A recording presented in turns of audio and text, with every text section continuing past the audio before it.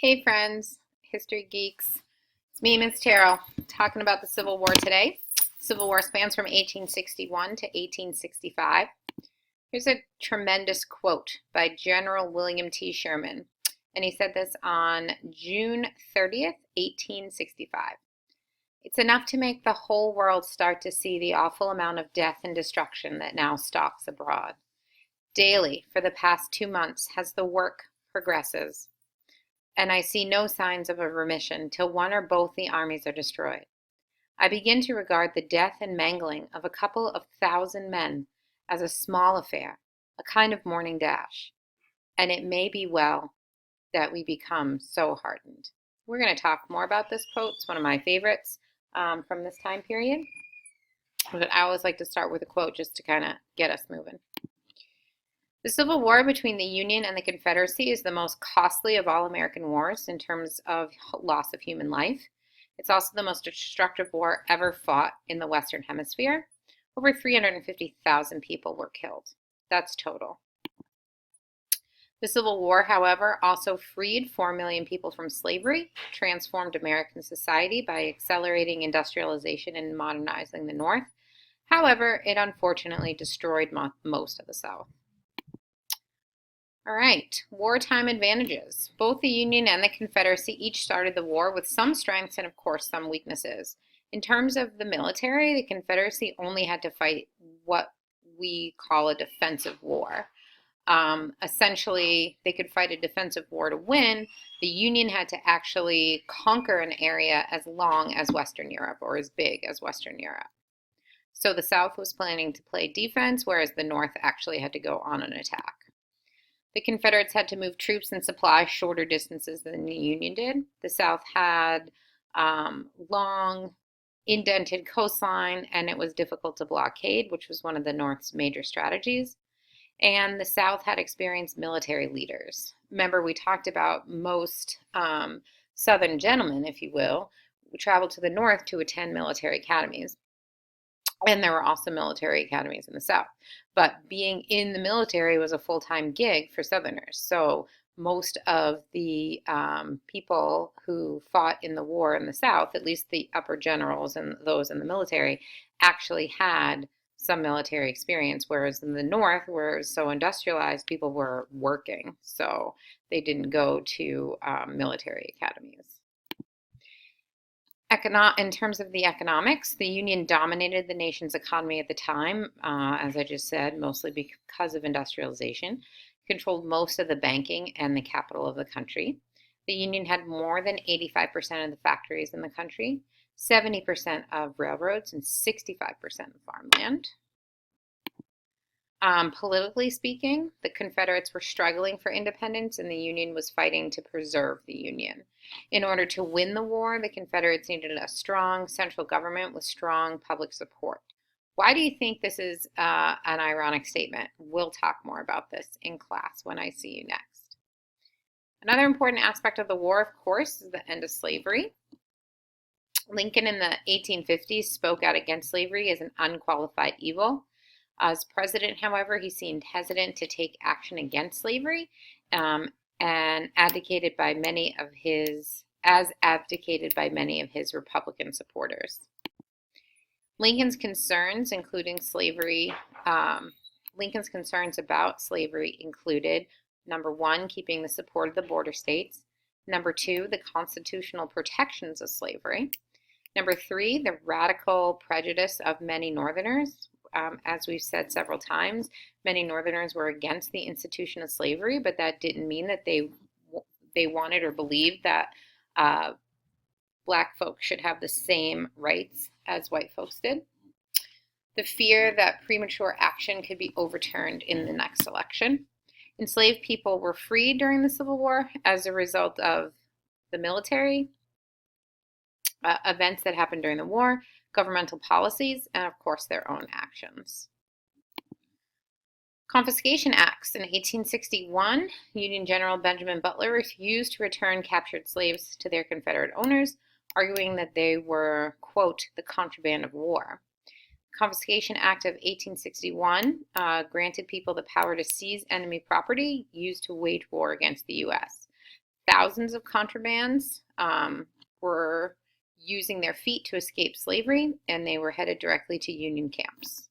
And of course, the contraband that we're talking about are slaves. In 1862, then passed a second Confiscation Act, which freed persons enslaved by anyone engaged in rebellion against the U.S. It also empowered the president to use freed slaves in the Union Army in any capacity, including battle. Of course, one of Abraham Lincoln's most known documents is the Emancipation Proclamation. In July of 1862, Lincoln used his powers as Commander-in-Chief of the Armed Forces to free all enslaved persons in the in the states, and the states then at war with the United States. He encouraged the border states to come up with a plan for emancipation, which compensated for the owners. January 1st, 1863.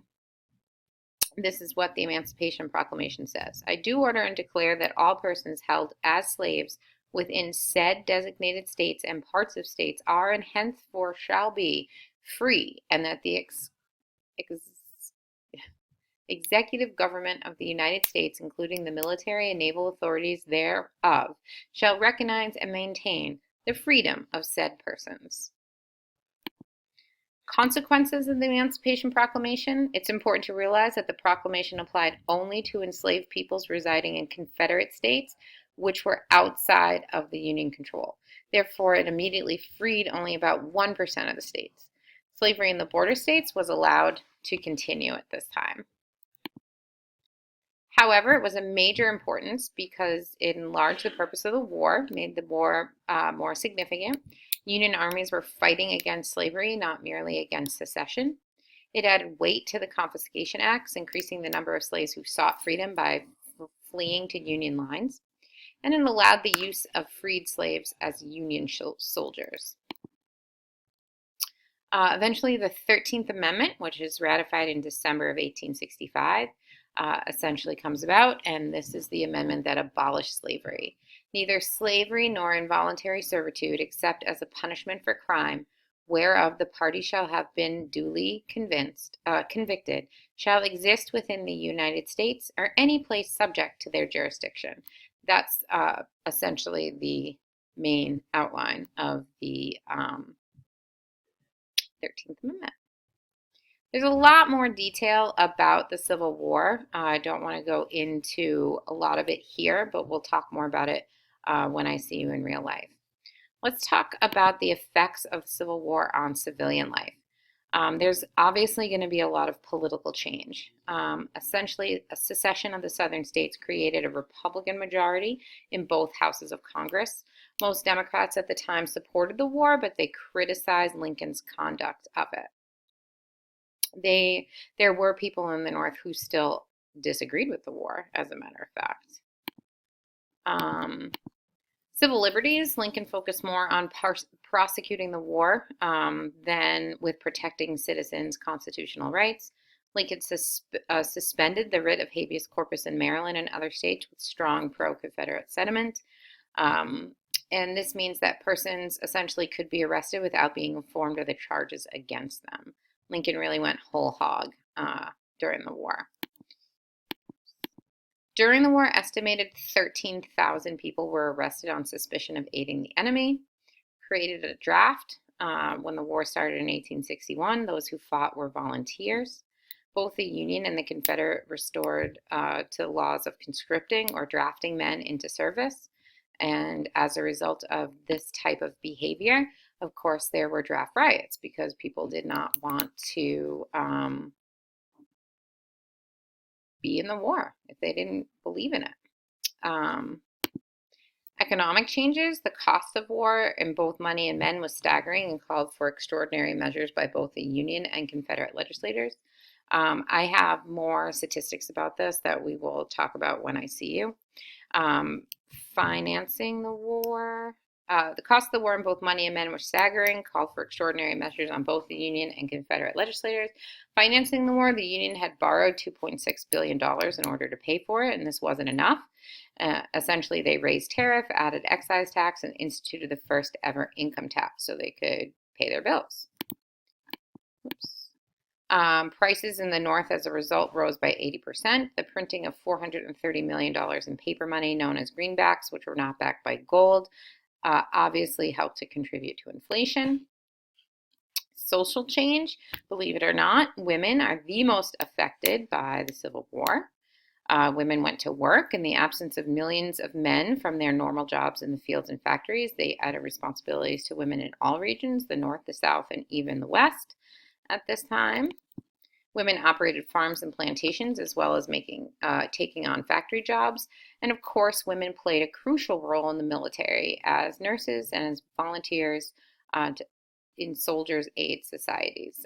In the South specifically, a lot of women rolled bandages and acted as nurses and helped as much as they could. And also in the North, but a lot more women in the North took jobs because simply of the industrialization nature of what was happening in the North. Okay, so we are going to stop here, talk about Reconstruction the next time that I see you, and hope you have a good day. Take care. Bye-bye.